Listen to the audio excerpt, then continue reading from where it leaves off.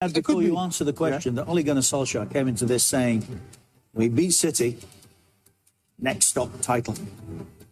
No, obviously not. No, I mean, if that was the case, they would go for even more. But I think you made a good point, Andy. I think it was especially when you see the standings. Sorry, Nigel, I hate to interrupt, but we're looking at something entirely different to that which we're talking about. Results so far: match day 12. West Ham winners last night at Leeds. Villa won today at Wolves, stoppage time goal. Newcastle beat West Brom by 2-1. Nothing at Old Trafford between the two Manchester clubs. Everton, Chelsea follows. Excuse me. 5 more tomorrow on the back of that. So we've got a table, bottom half looks like that. Newcastle's win today lifted them into 11th. Wolves and Palace both down. Top half then, Everton at the moment down as Villa take 9th. City, United, Southampton all down on this match day as West Ham took 5th last night and held on to it today. Leicester, Chelsea, Liverpool, Spurs, top 4. Sorry, Nigel, I rudely interrupted. No worries at all. I mean, league tables are quite important. No, but I think you make a good point, Andy. It really looked like they were both teams were not really going for the win.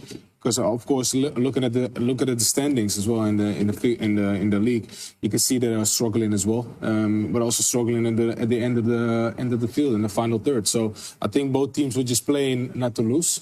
Of course, they try to win. Always City will always come out, no matter which place they go. They always try to win. But I mean, unfortunately today it didn't happen. And you know the feeling that I have, and what you said also during halftime. 40 for every attempt, it takes 42 passes. That says something so far this season. It says something about their scoring rating and also what they do up front of the goal. So you could see that as well today. I think it was about that today. If I told you there was over 1,000 passes in this game tonight and 4 shots on target the whole game. And 2 of that 4 in the last minute. 2 minutes. Last 2 minutes. Yeah. I just think, and that to me is what it's like. I just don't remember, Nigel. I've watched you playing derbies here, Manchester derbies. And, you know, I know people are going to say there's no crowd there, but there's no crowd at any games, really. Yeah. But we're still seeing some fabulous football. Some really good. I watched one last night. Leeds United against West Ham. Thought it was terrific entertainment. Really good football match. Loads of chances. Teams going for it. Didn't see that tonight. Yeah, but I think also, you know, you say that about no fans, but a game like this, a derby like this, it needs fans. It needs the electricity for players to be pumped up. And it's only going to be harder if you have 2 teams that are not in their best forms, looking for their best forms, and try to play without a crowd and try to entertain, you know, we people looking from the outside. So I think it's so significant for games like this to be played with 50,000, 60,000 people because it gives you that extra stimulus, you know, as a player being on the pitch. 2 talking points, the first of which was the penalty Manchester United thought they had after Rashford collapsed in the box, but subsequently it was deemed to have been offside in the build-up. I don't think any doubts. Did we need all the lines and the delay? Well, probably just, I mean, I said at the time, I think it's offside there. Listen. Extreme. Oh. But what I would say to you is, Richard, the reason it's a penalty is if you think back to Liverpool at Brighton, Andy Robertson and Welbeck, it's exactly the same as that. But we all agreed that wasn't a penalty. No, it was a penalty. It was given. It was given, but we all agreed it wasn't. You can't pull people up for what happened at Brighton. No, but what I'm saying to you, you shout, ref. Well, the ref, he was offside, so it doesn't matter what happened with the penalty. No. But there was contact on the boot, is what I'm saying. There was contact. There was contact. Was there enough to send him to the ground? No. With the accompanying scream. No, but how many times did we sit in the studio here and discuss about players going into the box because of the protocols and the laws of the games nowadays? That you know, when you go down in the box and you get a slight touch, you go down, there might be a chance that you get a penalty. Well, there's a better chance because they're going to look at it at VAR. Exactly. A chance for it. Any touch, they're going down. Well, I said 2 talking points. The late decision to allow play to develop beyond Jesus being about 5 yards off. Yeah. Offside, right? Yeah. Why? How many seconds is that? 10 seconds before the flag goes up? Still not 15 seconds? There's already 10 seconds here? Only goes up now. You saw Guardiola thought about it. 12 seconds. See, I think that's staggering, Richard. I get it when it's touch and go and when it's borderline. And we might need lines to find out if he's offside.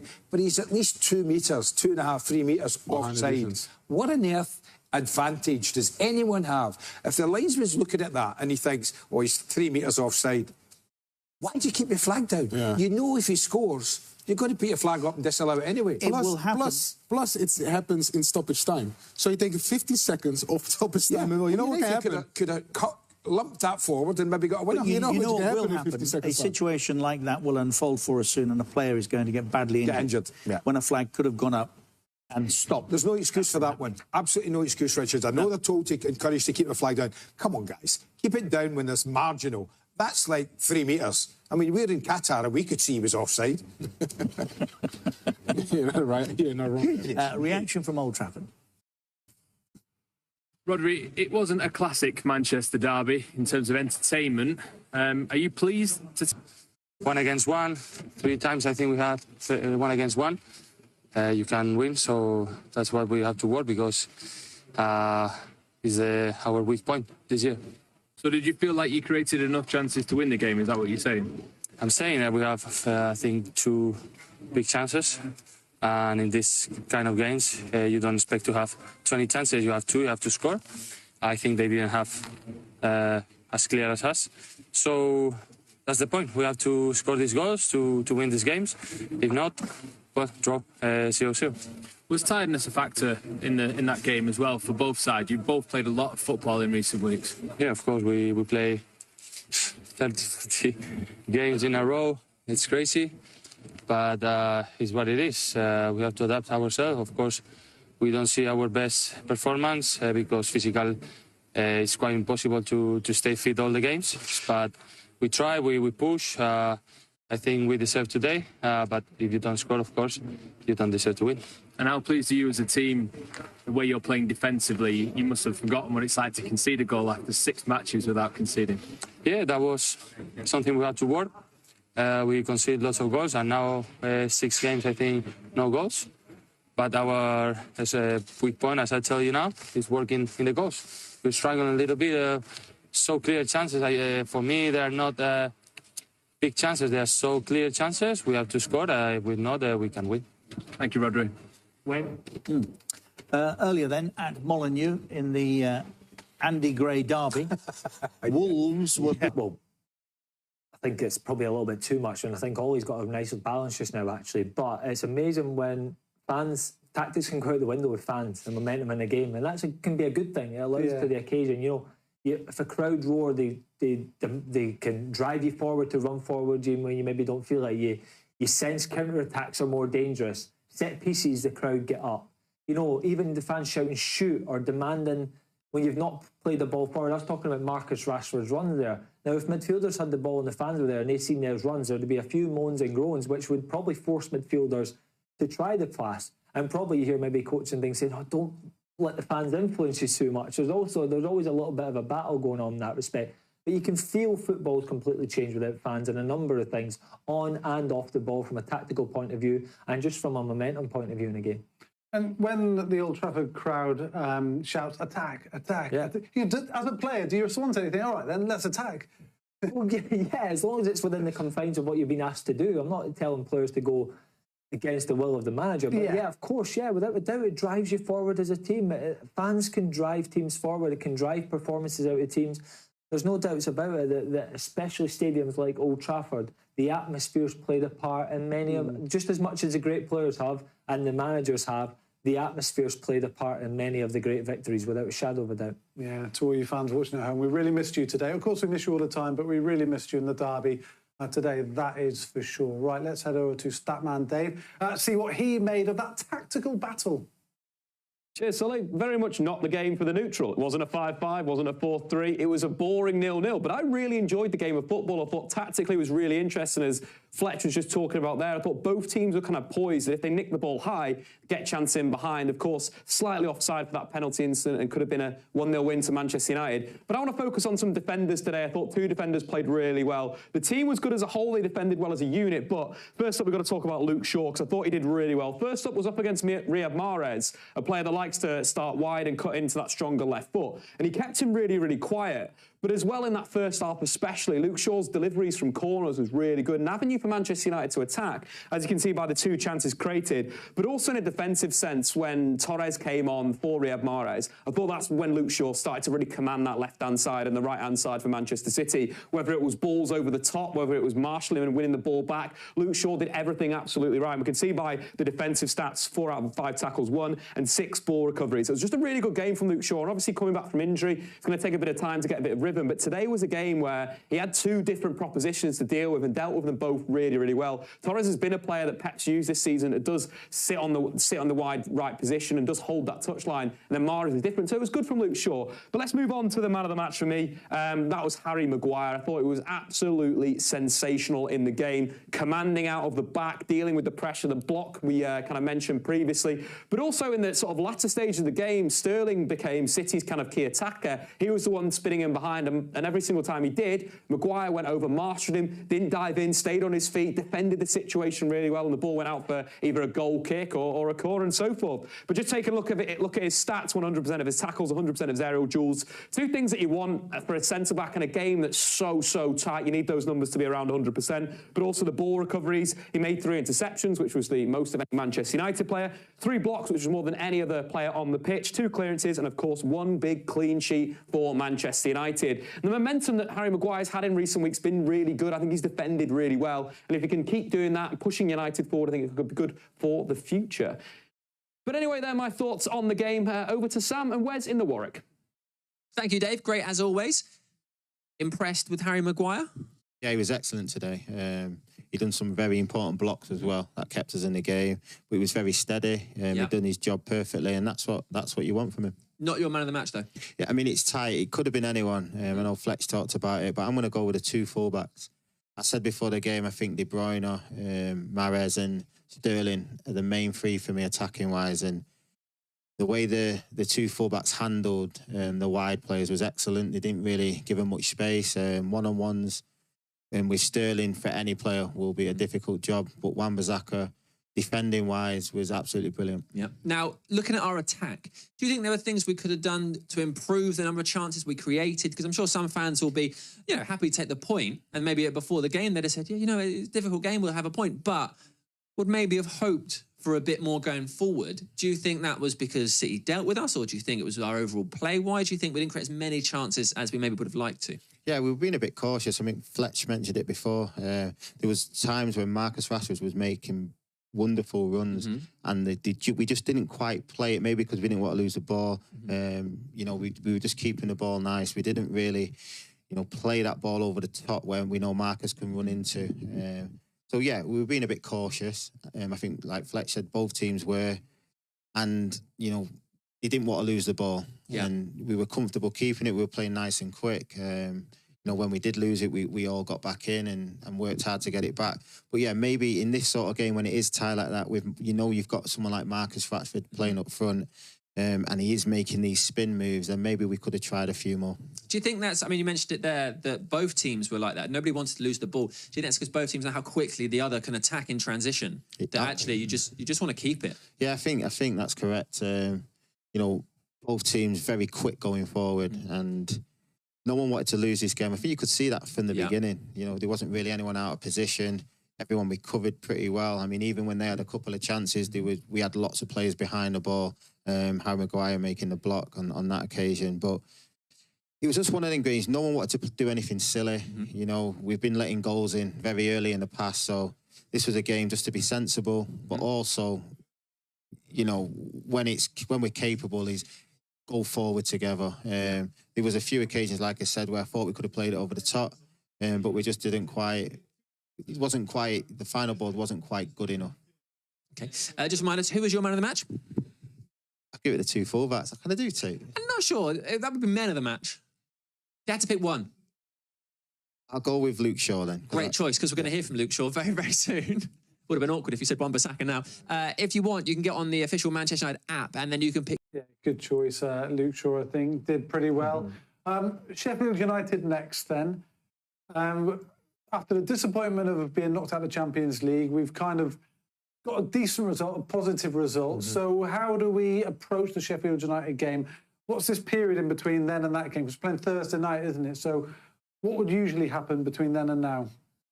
Obviously, recovery from this game, but yeah, now it's all about what we know what to expect from Sheffield United. They're in a tough position in the league. They're fighting for their lives, but actually their results are not as bad as their performances have been. They're struggling to score goals, and they seem to be conceding the odd goal here and there, which was resulting in them losing games. So we know they're going to be hard to break down. You know they've got that formation with 5 at the back. They like to keep 2 strikers on the pitch, so they've always got that threat. So it's an interesting challenge for United, but a game that they should be winning. And the tactical detail now will be going into how do we break down Sheffield United? How do we break down their back 5? How do we create overloads? How do we pass the ball forward? How are we creating chances? Making sure we're secure at the back because they've got 2 strikers, and not to be thinking just because they're bottom of the league that they're a poor team. They're not a poor team. They're probably underachieving a little bit and have been very unlucky. So you've got to guard against complacency a little bit in that respect. But again, we could really win and kickstart a win and run. We go on a win and run now. We look back at this point against Man City and say, fantastic point. And that was a kickstart and a catalyst to keeping clean sheets, being defensively solid, and adding that little bit more quality going forward. Yeah, it's a great point. And that Sheffield United game upcoming, an important one. And then, of course, it's Leeds here. Who knows? We might even have fans in for that one if Manchester gets moved out of Tier 3 into Tier 2. Fingers crossed that happens. Let's get some post-match reaction now, shall we? Because Luke Shaw, a possible man of the match, is with Stuart. Luke, I'm sure you always want to win, but do you think that's a decent point today? Yeah, I think win is always better than no points. But you know, I said just a minute ago that whenever we played Man City, it's normally them dominating everything. But I felt we were more controlled today, defensively and of course with the ball as well. So it was an evenly matched game. They're a very good side. There's no denying that. And we stuck with it tonight, and we could have took 3 points towards the end of it. A lot of people had a lot to say about United's defending midweek. Did that answer some people today? No, of course. I think defensively tonight we were very good, but I think Wednesday night, there was a lot of mistakes from individuals and maybe as a team, and I think most importantly was the start of games. We haven't been starting well, and that costs us. We've been quite lucky sometimes because second half we've come back from being very sloppy in the first half, but I think today we started more brightly and we needed to against a good team like Man City. You have to concentrate really hard, I suppose, against them as a defender, because the amount of possession they have and the dangerous players they have. Of course, but I think that's the Premier League, not just Man City. I think we need to be concentrated in every single game we play, because you look at the games before, we've been conceding goals, maybe from mistakes and of course lack of concentration, and we need to improve on that. We know that, but tonight was maybe a start of what we mean to go on. A few chances, but did you think when Marcus they pointed to the spot? Did you think that was it? Yeah, of course, but you never know these days. That's why it's weird. We always look over to the bench to ask them what is it a pen? Is it not? Is it a goal? Because with VAR you never know. So of course we asked them, we knew that, but we needed to stay focused and make sure we didn't concede, that we always had that chance to score.